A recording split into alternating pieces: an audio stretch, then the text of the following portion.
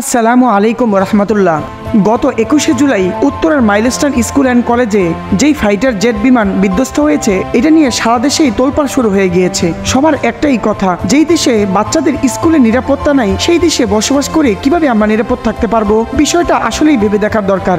আসলে এই দেশে কোথাও নিরাপত্তা নেই। যেমন আপনি ফুটপাত দিয়ে হেঁটে যাচ্ছেন, অপরিকল্পিত নির্মাণাধীন ভবন থেকে আপনার মাথায় ইট পড়ে আপনি প্রাণ হারাবেন, অথবা রেস্টুরেন্টে পরিবারের সঙ্গে এক খুশির উপলক্ষ নিয়ে খেতে গিয়েছেন, অনুমোদিত গ্যাস লাইনের বিস্ফোরণে আপনি প্রাণ হারাবেন। আর যদি আপনি নিয়ম মেনে নিরাপদ দূরত্ব বজায় রেখে ভালো রাস্তা দিয়ে ড্রাইভিং করতে থাকেন, তখনই দেখবেন বিপত্তি। ধনীর নেশাগ্রস্ত আদরের দুলাল গাড়ি চাপা দিয়ে আপনার প্রাণ নাশ করে দিবে, আপনাকে অ্যাক্সিডেন্ট করেই ছাড়বে।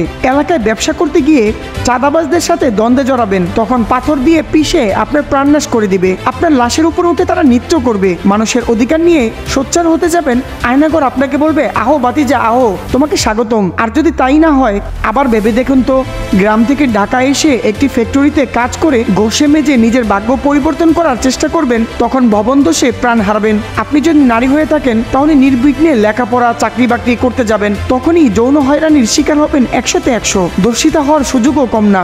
এত কিছুর পরেও যদি শাসনযন্ত্রে অপশাসনের বিরুদ্ধে প্রশ্ন তুলতে যাবেন, তখনই আপনার পরিবার আপনার মৃতদেহটাও খুঁজে পাবে না, গুম হয়ে যাবেন মুহূর্তের মধ্যেই। আপনার সন্তান বাইরে খেলছে, সিটি কর্পোরেশনের অবহেলিত উন্মুক্ত ম্যানহোলে পড়ে সেও প্রাণ হারাবে। সন্তানকে বিশ্ববিদ্যালয়ে পড়াতে যাবেন, তার মৃতদেহ পাবেন বিশ্ববিদ্যালয়ের পুকুরে। সর্বশেষ আপনার সন্তানকে স্কুলে পাঠাবেন, প্রশিক্ষণ বিমান বিধ্বস্ত হয়ে আরো 200 সন্তানের সাথে আপনার সন্তানটাও প্রাণ হারাবে। আর হ্যাঁ, এগুলো ন্যায় বিচার প্রত্যাশা করতে যাবেন, তাহলে বলবো আপনি বড্ড বোকা। জি, এটাই এশিয়া মহাদেশের দক্ষিণ অঞ্চলে অবস্থিত ক্রান্তীয় মৌসুমী জলবায়ুর মাঝে মাছে ভাতে বাঙালির বাংলাদেশ। এটাই আমাদের বাংলাদেশ।